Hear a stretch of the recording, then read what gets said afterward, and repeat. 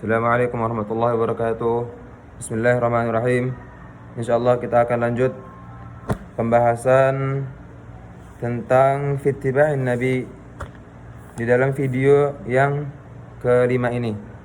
Insyaallah di kesempatan kali ini saya akan menjelaskan apa yang dimaksudkan mengikuti Nabi itu. Bismillahirrahmanirrahim. Saya akan membacakan teksnya menggunakan bahasa Arab, lalu saya akan mengartikannya. Di sini kita nyampe ke poin yang keempat. Kana as-sahabah radhiyallahu an yaqtadun bi af'al an-nabi sallallahu alaihi wasallam uswatan bih. Qala Ibnu Umar radhiyallahu an istata'a an-nabi sallallahu alaihi wasallam khataman min dhahabin wa kana yalbasuhu fayaj'alu fassahu fi batini kaffihi فصنع الناس خواتم ثم إنه جلس على المنبر فنزعه فقال إني كنت ألبس هذا الخاتم وأجعل فصه من داخل فرم به ثم قال والله لا ألبسه أبدا فنبذ الناس خواتمهم متفق alaih. Apa yang dimasukkan dari hadis tersebut saya akan mengartikannya. Dahulu para sahabat mengikuti dengan perbuatan-perbuatan Nabi SAW, mengikuti Nabi. Ibnu Umar berkata, yakni Nabi Muhammad membuat cincin dari emas dan memakai cincin tersebut, lalu menjadikan batu cincin tersebut di telapak tangan, dan maka orang-orang membuat cincin tersebut. Kemudian Rasulullah duduk di atas mimbar dan melepas cincin tersebut. Maka Rasulullah berkata, sungguh aku telah memakai cincin ini dan menjadikannya batu cincin di dalam telapak tangan, dan aku melemparnya. Di sini ada kalimat yang harus garis bawahi, melemparnya. Kemudian berkata, sungguh aku bersumpah aku tidak akan memakai cincin tersebut selama-lamanya. Maka semua orang mengikuti dengan melempar cincinnya. Di sini saya akan menjelaskan tentang hadis bawah ini. Ini adalah contoh dari fittiba'in Nabi sallallahu alaihi wasallam,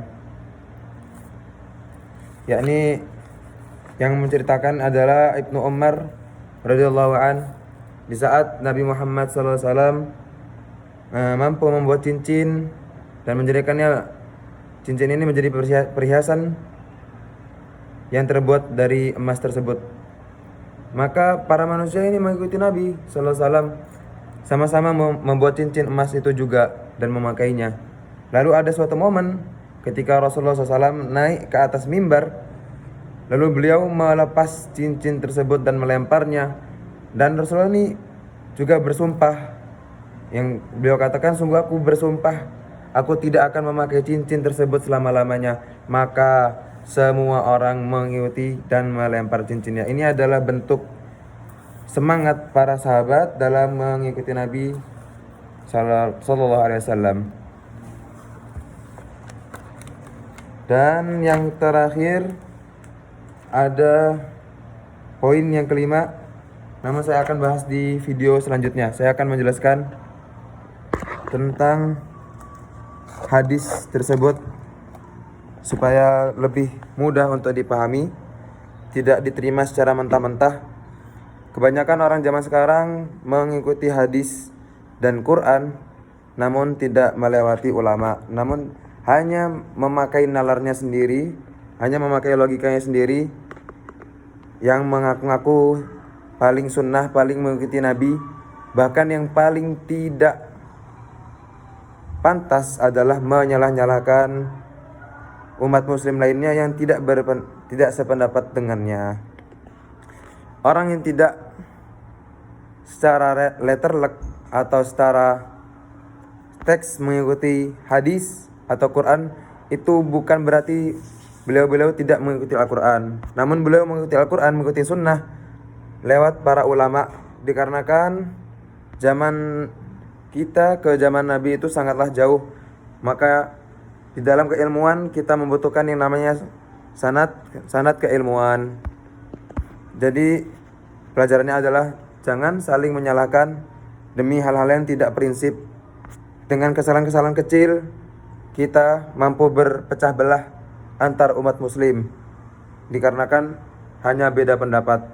Insyaallah jika kita mempunyai ilmu yang cukup, bertemu orang yang beda pendapat, maka kita akan bertemu di titik keilmuan, bukan di titik keegoannya.